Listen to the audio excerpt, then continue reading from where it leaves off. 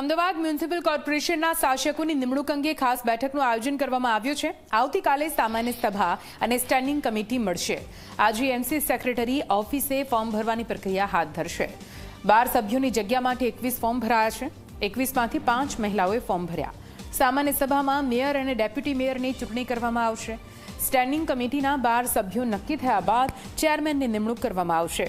ગોતાના corporator Ketan પટેલે form ભર્યું છે। સરદાર પટેલ સ્ટેડિયમના કોર્પોરેટર રાકેશ પરીખે પણ ફોર્મ ભર્યું છે। સાબરમતીના કોર્પોરેટર નીરજ ગજ્જર સાથે સરદારનગરના કોર્પોરેટર ચંદ્રપ્રકાશ ખાંડ ચંદાણીએ પણ ફોર્મ ભર્યું। શાહીબાગના કોર્પોરેટર રાજેશ પટેલે ફોર્મ ભર્યું છે। નવરંગપુરાના કોર્પોરેટર એકતા રાવલે સાથે ઇન્ડિયા કોલોનીના કોર્પોરેટર ઘનશ્યામ બારોટે ફોર્મ ભર્યું। ઠક્કરબાબાનગરના કોર્પોરેટર જયેશ પટેલ, ઓઢવના કોર્પોરેટર રાજેન્દ્ર જાનીએ ફોર્મ ભર્યું। ખોખરાના કોર્પોરેટર કમલેશ પટેલે, પાલડીના કોર્પોરેટર જૈનિક વકીલે ફોર્મ ભર્યું। ઘાટલુડિયાના કોર્પોરેટર પ્રવીણ પટેલે ફોર્મ ભર્યું છે।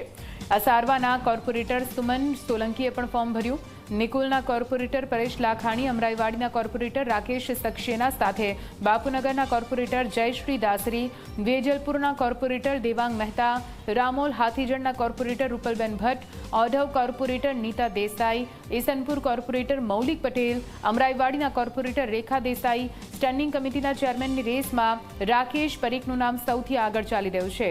સ્ટેન્ડિંગ કમિટી ચેરમેનની રેસમાં જૈનિક વકીલનું નામ પણ આગળ છે। સાથે ચેરમેનની રેસમાં કમલેશ પટેલ, પ્રવીણ પટેલનું નામ સાથે પરેશ લાખાણીનું નામ પણ ચાલી રહ્યું છે આગળ।